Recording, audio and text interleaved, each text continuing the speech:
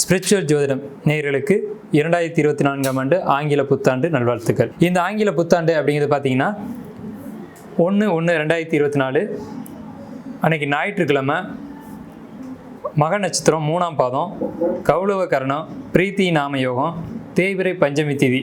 இந்த நாளில் இந்த நட்சத்திரம், இந்த திதி, இந்த கரணத்தில் புத்தாண்டு அப்படிங்கிறது பிறகுது.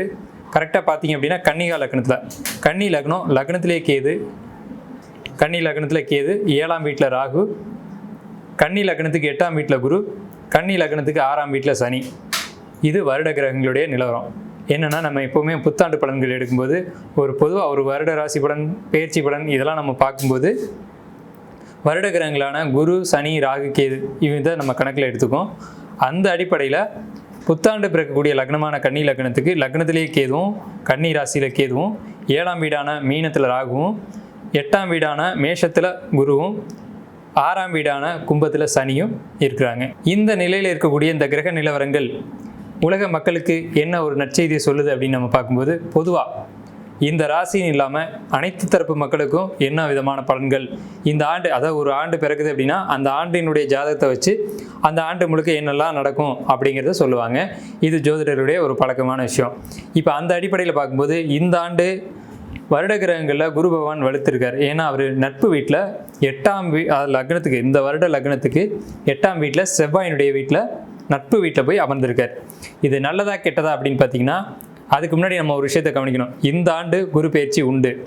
அதாவது மே மாதம் குரு பகவான் ரிஷபராசிக்கும் போயிட்டு மறுபடியும் மேசராசிக்கு வருவாங்க.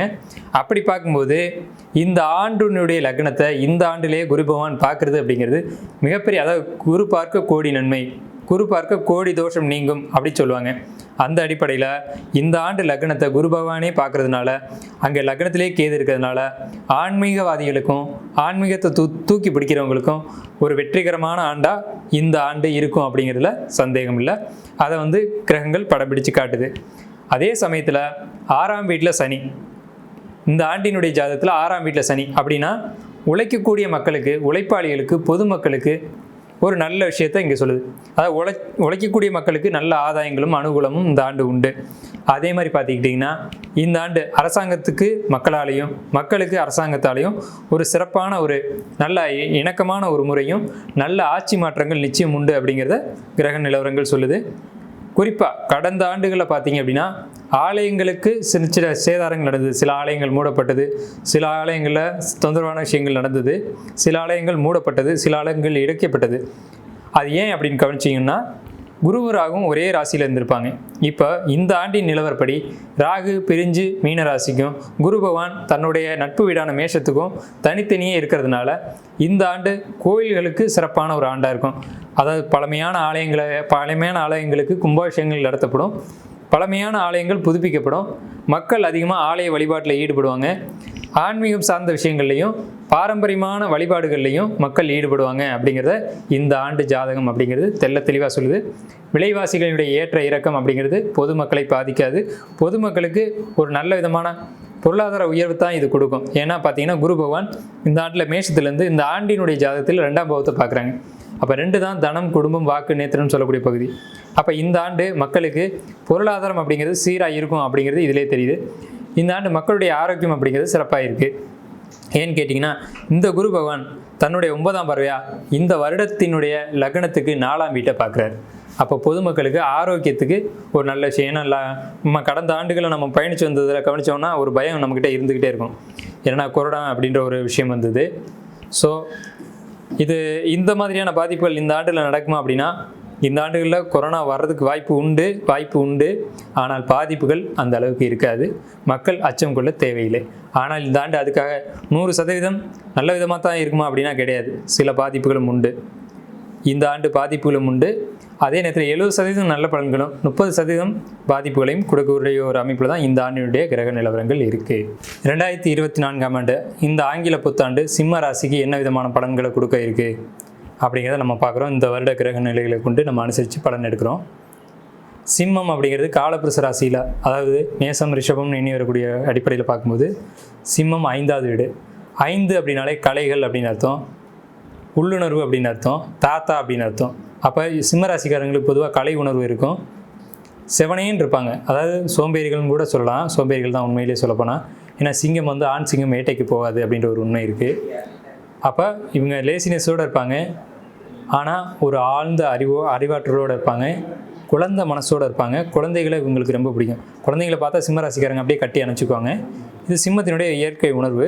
ஸோ சிம்மம் வந்து ஒரு கொடூரமான மிருகம் மாதிரி தெரியும், ஆனால் அவங்கள்ட்ட பழகி பார்த்தீங்கன்னா அவ்வளோ ஒரு அன்பு வெளிப்படும் சிம்மராசிக்காரங்கிட்டேருந்து. ஒரு தாத்தா ஒரு பேரனை எடுத்து எப்படி கொஞ்சுவார், அதுதான் சிம்மராசிக்காரனுடைய குணம். ரொம்ப அமைதியான குணம், அறிவாற்றல் அதிகமாக இருக்கும், ஞானம் இருக்கும். ஏன்னா இந்த சிம்மராசியில் தான் மக நட்சத்திரம் இருக்குது. இந்த மக நட்சத்திரம் அப்படிங்கிறது பெரியவங்களை ரொம்ப ரொம்ப மதிப்பு கொடுத்து போற்றி வணங்கும். மக நட்சத்திரம் மாதிரி யாரையும் பெரியவங்கள வணங்க முடியாது. சரிங்களா? இப்போ அப்படிப்பட்ட இந்த சிம்ம ராசிக்காரங்க எந்த ஒரு நல்லதும் கெட்டதும் சிம்மத்திட்ட தான் முதல்ல வரும். ஸோ அப்படிப்பட்ட ஒரு அமைப்பு இருக்குது. இப்போ இந்த சிம்ம ராசிக்கு 7ஆம் வீட்டில் இருக்க சனி கண்டச்சனி அப்படின்னு பேர். கண்டம்னா தொண்டை குழி அப்படின்னு அர்த்தம். அப்போ ஒரு கஷ்டம் வரும், கழுத்தை நெரிக்கிற மாதிரி கஷ்டம் வரும்னு சொல்லுவாங்க.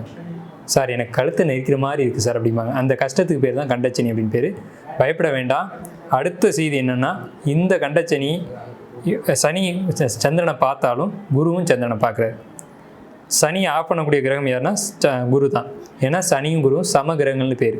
நட்பு பகை கிடையாது, சம கிரகங்கள். சனி எதை கொடுத்தாலும் குரு தடுப்பார். அதை சனி கொடுக்க யார் தடுப்பார்னு சொல்லுவாங்க. ஆனால் குரு பார்க்க கோடி தோஷம் நீங்கும்னு ஜோதிட சாஸ்திரம் சொல்லுது. அந்த அடிப்படையில் பார்க்கும்போது சிம்ம ராசியை குரு பார்க்குறது அப்படிங்கிறது பெரிய ப்ளஸ். அடுத்த ஸ்டெப்புக்கு போனோம்னா, சிம்ம ராசிக்கு 3ஆம் இடத்தை குரு பார்க்குறாரு 7ஆம் பார்வையா. அடுத்து சிம்ம ராசிக்கு 5ஆம் இடத்தை குரு பார்க்குறாரு 9ஆம் பார்வையா. இது என்ன சொல்லுதுன்னா, இப்போ சிம்ம ராசிக்கு 5ஆம் இடம் அப்படிங்கிறது சிம்மமே 5வது வீடு. அந்த சிம்ம வீட்டுக்கு 5ஆம் வீட்டை குரு பார்க்குறாரு. என்ன ப்ளஸ்ன்னு பாருங்கள், பூர்வ புண்ணியம் வலுத்துருது சிம்ம ராசிக்கு. இயற்கையிலேயே அவர்கள் பூர்வ புண்ணியத்தின் அடிப்படையிலேயே பிறக்கக்கூடியவங்க சிம்ம ராசிக்காரங்க. இயற்கை எல்லா அனுகிரகங்களையும் கொடுத்து இந்த பூமிக்கு அனுப்பக்கூடிய ஜீவன் யாருன்னா சிம்ம ராசிக்காரங்க, சிம்ம லக்னக்காரங்க. ஒளி கிரகத்தினுடைய லக்னமாக ராசியாக பிறக்கக்கூடியவங்க சிம்ம லக்னக்காரங்க. பூர்வ புண்ணியங்கள் மிகுதியாக உண்டு. அதனால தான் பூர்வ புண்ணிய ஸ்தானமே உங்களுக்கு லக்னம் அல்லது ராசியாக இருக்குது. அப்படிப்பட்டவங்களுக்கு இந்த 2024ஆம் ஆண்டு ஏன் குரு பார்க்குறாரு 5ஆம் வீட்டைன்னா, இந்த 2024ஆம் ஆண்டில் இவங்களை உயர்த்தி விடணும் அப்படின்ற ஒரு முடிவுக்கு இறைவன் வந்துட்டார். இதுதான் உண்மை. கண்டச்சனி பயப்படக்கூடாது.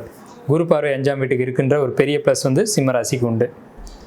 ஓகே, அடுத்து பார்த்தீங்கன்னா இந்த குரு பகவான் ரிஷப ராசிக்கு வரும்போது சிம்ம லக்னத்துக்கு அதில் சிம்ம ராசிக்கு 2ஆம் வீட்டை பார்ப்பார். எப்போவுமே நம்ம ராசிக்கு தான் பலன் எடுத்து பழகிட்டு இருக்கோம். ஆனால் ஒரு லக்னத்துக்கும் 50% இந்த ராசி பலன்கள் அப்படியே பொருந்தி வரும். லக்னம் தெரிஞ்சவங்க இந்த பலன்களை நீங்கள் அப்படியே ஒரு 50% அப்படியே எடுத்துக்கலாம். இந்த குரு பகவான் சிம்ம ராசிக்கு 2ஆம் வீட்டை பார்க்குறது என்ன ப்ளஸ் அப்படின்னு கேட்டிங்கன்னா, தனம், குடும்பம், வாக்கு, நேத்தனம் சொல்லக்கூடிய கேது பகவான் இருக்கக்கூடிய வீட்டை குரு பகவான் பார்க்குறார். அப்போ கேது அங்கேருந்து குடும்பத்துக்குள்ளே சின்ன சின்ன பிரச்சனைகளை கொடுத்துருக்காரு. சிம்ம ராசிக்காருடைய தந்தைக்கும் மகனுக்கும், தாய்க்கும் மகனுக்கும், கணவனுக்கும் மனைவிக்கும் ஒரு சின்ன சின்ன இடர்பாடுகள், உறவுள்ள விரிசல் அப்படிங்கிறது கேது வந்து விரிசலுக்கான கிரகம். ஒரு விரிசலை கொடுத்துக்கிட்டு இருக்கார் இல்லைங்களா. அவர் இப்போ தான் உள்ள என்ட்ரியை கொடுத்துக்கிட்டு இருக்கார். அதே நேரத்தில் குரு பகவான் வந்துட்டார். அவர் என்ன பண்ணுவார்னா, இந்த கருத்து வேறுபாடுகளுடைய அடிப்படை காரணம் என்னன்னு கண்டுபிடிச்சி அதை சரி பண்ணி விட்டு போயிடுவார். குடும்பத்துக்குள்ளே ஒரு கருத்து வேறுபாடு வருது, அதை தீர்த்து மிகப்பெரிய ஒரு ஒற்றுமை யார் கொடுக்குறாங்க அப்படின்னா, இந்த ரிஷபராசிக்கு வரக்கூடிய குரு பகவான் ஒற்றுமையை கொடுக்குறாங்க. அதனால் சிம்மராசிக்காரங்க குடும்பத்துக்குள்ளே இருக்கக்கூடிய பிரச்சனைகள் நினச்சி கவலைப்பட வேணாம். சொத்து சம்மந்தமான சிக்கல் பிரச்சனை அப்படிங்கிறது சிம்மராசி இப்போ நடப்பில் இருக்கும், கட்டாயம் இருக்கும், எல்லாருக்குமே இருக்கும். அப்படி இல்லைனாலும் 70% பேருக்கு இந்த சொத்து சம்மந்தமான மண் சம்மந்தப்பட்ட பிரச்சனை நிச்சயம் சிம்மராசிக்கு இந்த சமயத்தில் உண்டு. ஏன்னா இது கண்டச்சனியாக 7ஆம் வீட்டிலேருந்து சனி ராசியை பார்க்குறதுனால அதை முடிவு கொண்டு வர்றார் குரு பகவான் இந்த மே மாதத்துக்கு மேலே. மே மாதத்துக்கு உள்ளே கிடையாது, மே மாதத்துக்கு பிறகு அந்த பிரச்சனைக்கு ஒரு நிரந்தர முடிவு கிடைக்கும். சிம்மராசிக்கு கவலை வேண்டாம், ஒரு நல்ல அமைப்பாக தான் இருக்குது. அடுத்து பார்த்திங்கன்னா 8ஆம் வீட்டில் ராகு. இங்கே தான் நம்ம கவனிக்கப்பட வேண்டிய இடமே இருக்குது. 8ஆம் வீடு அப்படிங்கிறது இனம் தெரியாத பயம். 8ஆம் வீட்டில் தான் இந்த விருச்சிக ராசியில் தான் சந்திரன் நீச்சமடைவார். அப்போ சந்திரன் நீச்சமடையக்கூடிய இடம் அப்படின்னா சந்திரன் தான் மனோகாரகன். அப்போ 8ஆம் வீடே மனப்பயத்தையும் மனப்பதட்டத்தையும் கொடுக்கக்கூடிய ஒரு வீடு. இனம் புரியாத பயத்தை கொடுக்கும். அது ராகு அப்படிங்கிறதுனால பில்லி, சூனியம், ஏவல் அந்த மாதிரி போகும். அந்த மாதிரியான பயம் உங்களுக்கு இருக்குது, நீங்கள் மறுக்கவே முடியாது சிம்மராசிக்காரங்க. இந்த பயத்தை நீக்கக்கூடியவர் யார் அப்படின்னு கேட்டிங்கன்னா குரு பகவான் தான். ஏன்னா உங்கள் ராசியை பார்த்துறாருங்களா, ராசின்றது சந்திரன். அந்த மனோகாரகனான சந்திரனை குரு பார்க்கும்போது மனசுக்குள்ளே ஒரு தெளிவை கொடுத்துருவார். நீங்கள் பூர்வ புண்ணியத்தின் அடிப்படையிலே பிறந்தவங்க சிம்மராசிக்காரங்க, உங்களை யாரும் ஒன்றும் செஞ்சிட முடியாது. அதே நேரத்தில் குரு பார்க்கும்போது இந்த பயம் உங்களுக்கு விலகி அந்த பிரச்சனையும் உங்களுக்கு தீர்ந்து ஒரு நல்ல காலகட்டங்கள் எப்போ அப்படின்னா இந்த 2024 வருஷம்தான். 2023 தான் இந்த பிரச்சனைகள் எல்லாமே ஏற்பட்டது. 2023 இறுதி காலகட்டங்களில், அந்த செப்டம்பர், அக்டோபர், நவம்பர், டிசம்பர் காலகட்டங்களில் இந்த பிரச்சனைகள் உருவானது.